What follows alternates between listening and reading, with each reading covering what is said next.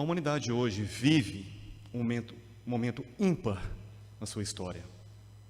Momento esse em que, de forma direta ou indireta, mais consciente ou menos consciente, todos estamos sendo chamados, convidados a refletir.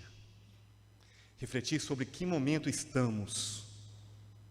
O quanto um elemento originário em um ponto específico do globo alcançou a todos nós em maior ou menor intensidade. O jovem presidente norte-americano, falecido, John Kennedy, ele trouxe certa vez em uma das crises que o país passava, nos Estados Unidos, uma reflexão a respeito das oportunidades que a crise pode nos trazer. Ele até usou como ilustração, como exemplo, o ideograma chinês, que representa crise.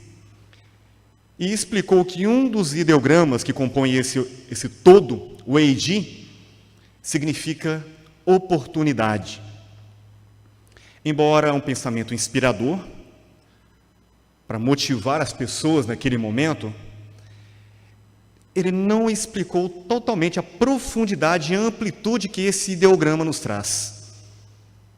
O Weiji, formado por dois ideogramas, Wei, que significa perigo, atenção, e Ji, que ele interpretou como oportunidade, na verdade, literalmente quer dizer momento decisivo, momento de nos posicionarmos. E eu gostaria muito de me conectar com esse significado, onde uma cultura milenar, coincidência ou não, a cultura chinesa, onde é atribuída a origem desse vírus, Covid-19, coronavírus, nos ensina que no momento de uma crise, temos que ter a atenção para o que estamos vivendo e, acima de tudo, nos posicionarmos diante da realidade, diante dos fatos. E quando falamos em nos posicionar, é quase que invariável, inevitável, recorrer aos ensinamentos do Mestre Jesus. Nesse momento em que vemos a separação do joio do trigo,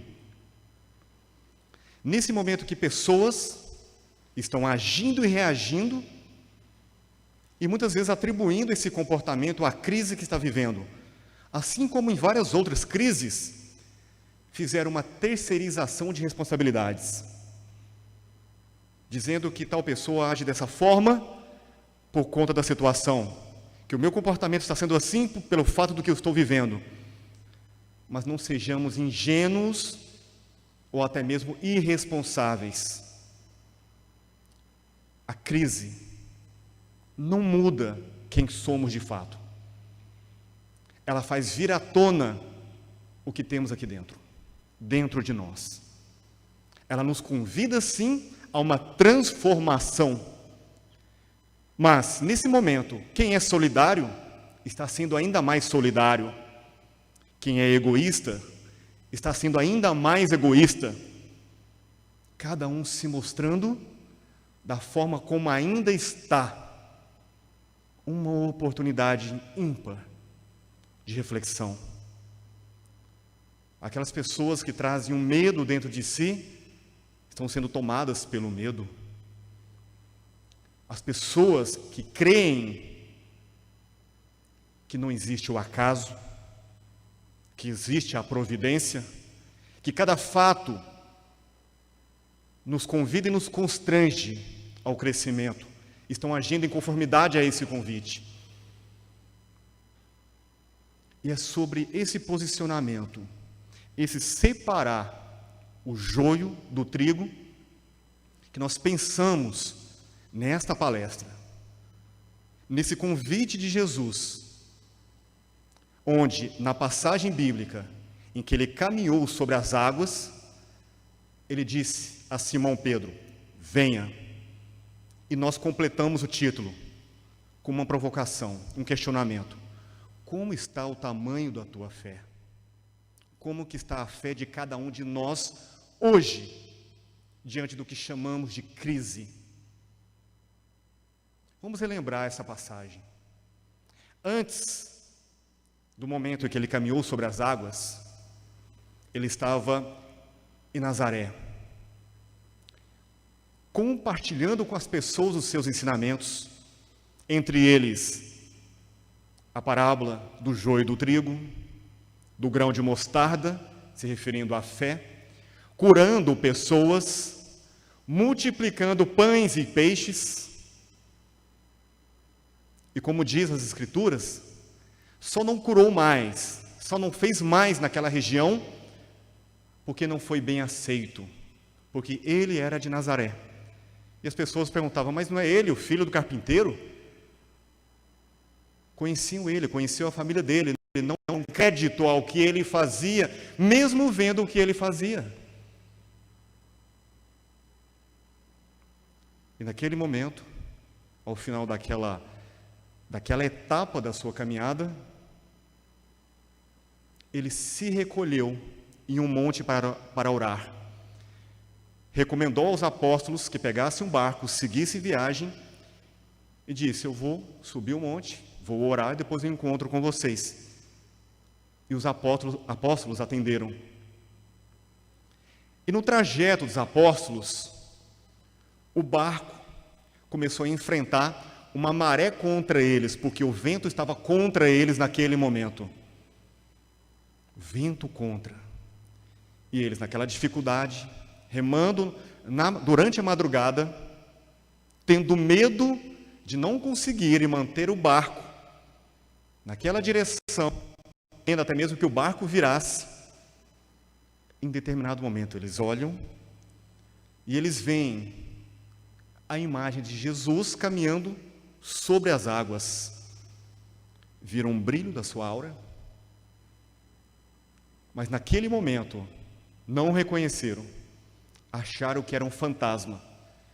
E o medo de ser um fantasma foi ainda maior do que o medo que eles estavam sentindo da maré, da noite densa. E Jesus, percebendo o medo e a aflição deles, disse, não tenham medo, sou eu, Jesus. E então Simão Pedro olha para ele e diz, Senhor, se é mesmo você que aí está, ordene que eu vá até o Senhor, que eu também caminho sobre as águas. E Jesus disse, venha. E ele foi. E ele começou a caminhar sobre as águas, caminhando alguns passos, e naquele momento, o vento soprando forte, ele teve medo, medo do vento, medo da maré. Ele perdeu o seu foco e começou a afundar. E então Jesus o pegou pela mão, puxou de volta e indagou. Homem de pequena fé, por que duvidaste?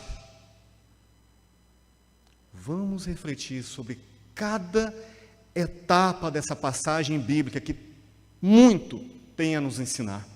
Tamanha a sua riqueza, que muitas vezes nós negligenciamos, talvez até mesmo pela beleza do momento, ímpar na história da humanidade, em que Jesus caminhou sobre as águas. Vamos para o primeiro ponto de reflexão. Estavam os apóstolos em um barco, remando contra a maré, contra o vento. Primeiro ponto, eu pergunto para você, para cada um de vocês que estão assistindo. Qual o ponto na sua vida em que você está remando contra a maré? Onde você tem colocado os seus esforços e aparentemente não tem tido resultados? Onde você tem insistido e insistido, e a sensação é, não sai do lugar, ou ainda pior, parece que eu estou voltando, regredindo, vamos passar a análise sobre alguns pontos possíveis das nossas vidas. Talvez seria o ponto espiritual, um esforço em busca da espiritualidade, ou talvez em busca daquilo que chamamos de milagre. Talvez essa espiritualidade venha com pedidos e orações, e aparentemente não temos tido respostas. Pode ser no âmbito familiar, pode ser um relacionamento, onde um relacionamento você possa estar tentando mudar o seu comportamento, mudar a sua atitude frente a outra pessoa, ou esperar que a outra pessoa mude, e a sensação de que a maré é mais forte. Pode ser com relação aos pais, ou aos pai e mãe com relação aos filhos. Pode ser um pai ou uma mãe tentando tirar o filho das drogas, da bebida, do roubo. E embora todo o esforço, todo o amor colocado naquele momento, para aquela pessoa, parece que tudo em volta é mais forte. Ou talvez no âmbito profissional. Pode ser que seja algo que anteceda essa crise oriunda do cenário Covid-19, ou pode ser exatamente por conta dele, aonde, nesse momento, no âmbito profissional, você possa estar estagnado, sem recursos, ou no âmbito financeiro, você se vê sem recurso financeiro para você, ou ainda pior, para aqueles que você ama. Reflitam, pensem, sintam, onde pode estar a maré na sua vida? Ela pode estar na sua saúde. Você pode estar lutando contra uma enfermidade, ou auxiliando uma pessoa contra uma enfermidade. Pode ser no seu emocional, onde você, nesse momento, se encontre fragilizado ou fragilizada, abalado, abalada, aparentemente sem respostas. Em um cenário de crise, nós temos pelo menos 2 formatos principais. Um formato em que eu busco algo, eu me coloco dentro de uma jornada e não estou alcançando aquilo que eu almejo, o meu objetivo, a minha meta. E diante de algo que eu busco, que eu insisto, que eu peço a Deus, eu acredito que temos 3 respostas possíveis de Deus. Primeira, sim. Eu digo sim para o seu pedido, para a sua luta. Uma segunda resposta, ainda não. Ainda não. Isso ainda não é para você. Ou uma terceira, eu tenho coisa melhor para você do que isso. Porque nós sabemos, pelo ensinamento de Jesus, que pai, quando o filho pede um pão, vai te dar uma serpente. E temos um segundo cenário, onde não se trata de uma escolha nossa. Trata-se de um fato exterior em que acontece nas nossas vidas, independentemente de uma escolha ou decisão. O próprio cenário que vivemos hoje, aqui, foi algo que veio e ocorreu a nós. Nós não tivemos uma escolha direta com relação a isso, não no âmbito material. E para essa, tem algo que eu particularmente acredito ser uma grande resposta. que nós chamamos de princípio 10-90, onde algo acontece em nossas vidas, independentemente da nossa vontade. Isso representa 10%. 10% é o fato que ocorre. E 90% é a forma como nós vamos agir ou reagir diante do fato. Nós podemos, pelo livre-arbítrio, pegar 90% e dedicar tão somente à vitimização, à terceirização de responsabilidades, a buscar culpados. Ou nós podemos pegar esses mesmos 90% e escolhermos sermos autorresponsáveis, buscar soluções, respostas positivas, crescimento diante de tudo isso.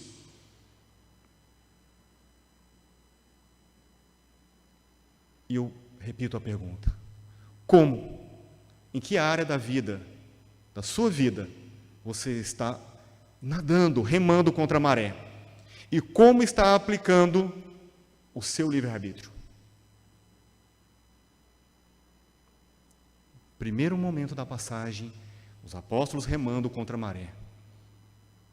Segundo momento, eles veem Jesus, não o reconhecem, veem aquele brilho branco andando sobre as águas e acham que é um fantasma.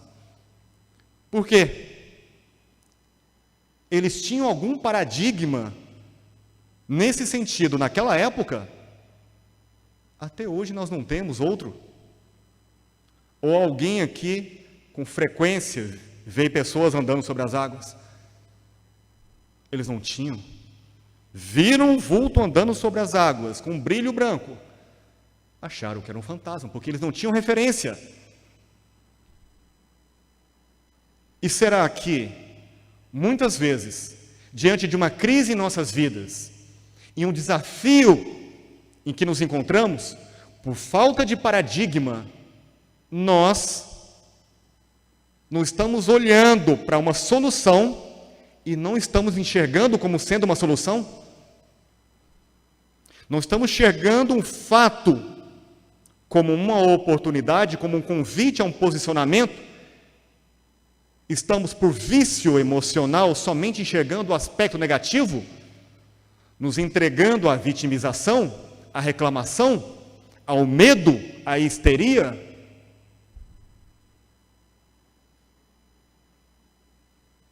Qual é o seu paradigma diante o que você está passando agora?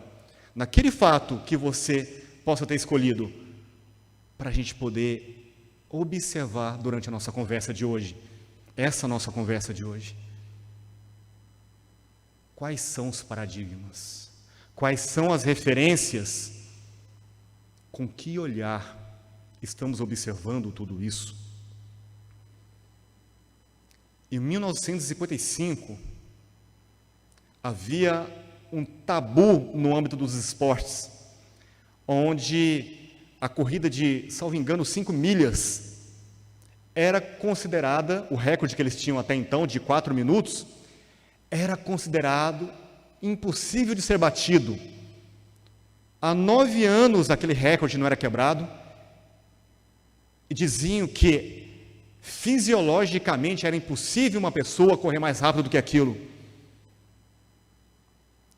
E teve um corredor britânico, Roger Bannister, que quebrou esse recorde. Ele correu em 3 minutos e 59 segundos e 4 milésimos. Ele fez o que era considerado impossível naquele momento. Só que o mais interessante não é ele ter quebrado aquele recorde naquele momento. É que 46 dias depois, outra pessoa quebrou o recorde dele. E num intervalo muito curto, de meses, dezenas de pessoas quebraram também o recorde. Por quê? Houve um momento que uma pessoa quebrou o paradigma e fez o que era considerado impossível. E a partir daquele momento, dezenas de outras pessoas acreditaram ser possível e fizeram. Naquilo que na sua vida possa parecer impossível, olhe em volta. Busque referências positivas. Procure saber quem já superou coisas parecidas. Quem tem lições a compartilhar. Às vezes, a referência está mais perto do que a gente imagina. Hoje, a distância está encurtada por conta da tecnologia. Nós estamos eliminando a desculpa do comodismo. Eu não sei o que fazer. Hoje nós temos acesso a informações inúmeras, ainda que muita coisa ruim seja veiculada nas redes, é saber escolher, é se posicionar diante daquilo que vai ler, que vai ouvir, buscar as referências positivas, paradigmas positivos. Esse, o segundo elemento dessa análise. Mas então chegamos num terceiro, aonde depois de Jesus falar, sou eu, não tenho medo. Observe que os apóstolos já estavam com medo por conta da maré, ficaram com mais medo ainda, achando que estavam vendo um fantasma. E Jesus diz, não tenho medo. E Simão Pedro vem e fala, se é mesmo o Senhor, ordene que eu vá até aí. Ele falou, pois então venha, venha, venha. Um chamado para Simão Pedro, e ele atendeu o chamado, começou a dar alguns passos, e embora diante daquele fenômeno no qual Jesus andava sobre as águas, ele perdeu o seu foco e teve a sua atenção desviada para as ondas e para os ventos. E desconcentrou, e perdeu o foco, e começou a afundar porque teve medo. Mesmo com Jesus na sua frente o chamando, mesmo tendo dado já alguns passos sobre as águas. E eu pergunto para você, será que nesse desafio na tua vida, esse elemento que você escolheu para analisar, aquela maré contra a qual você está remando, não está demasiadamente difícil porque você está sem foco?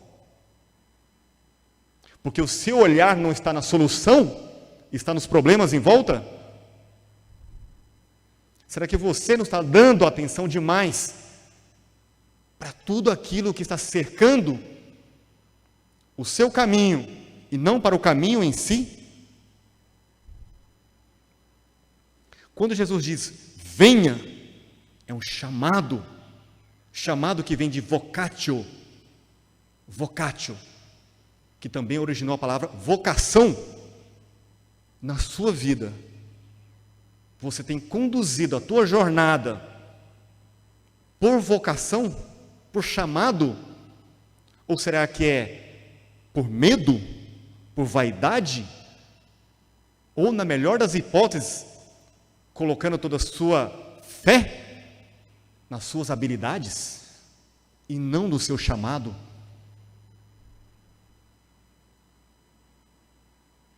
Habilidades são elementos inerentes, às vezes ao nosso intelecto, à nossa capacidade física, mas chamado é algo profundo, é espiritual. Como muitos hoje preferem dizer, é quântico.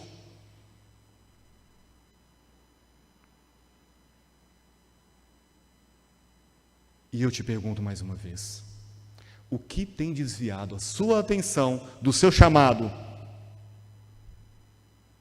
Será que são as redes sociais? O excesso de mensagens?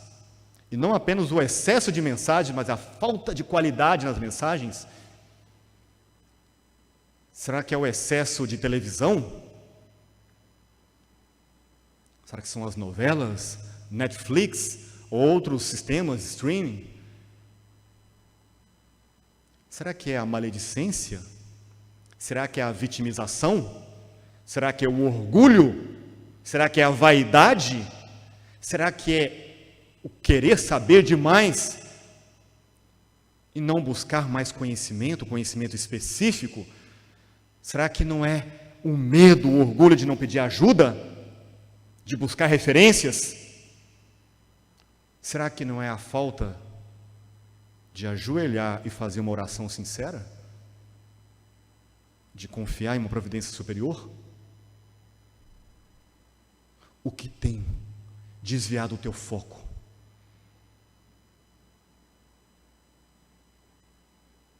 E o último elemento para ser analisado nessa passagem foi o que Jesus falou para Simão Pedro. Ó homem de pequena fé, por que duvidaste? E foi daí que extraímos o título da nossa palestra. Ele já havia dito, venha, o chamado. Simão começou a atender o chamado, mas a sua fé foi pequena, conforme as próprias palavras de Jesus. E eu te pergunto, qual é o tamanho da tua fé? E eu aprofundo um pouco mais a pergunta, o que é que você entende por fé? Séculos de história, muitas vezes nos levaram a acreditar que fé seria o mesmo do que crer, mas crer tão somente não se compatibiliza com a verdadeira fé. Do que vale acreditar e não agir em conformidade com aquilo que se acredita?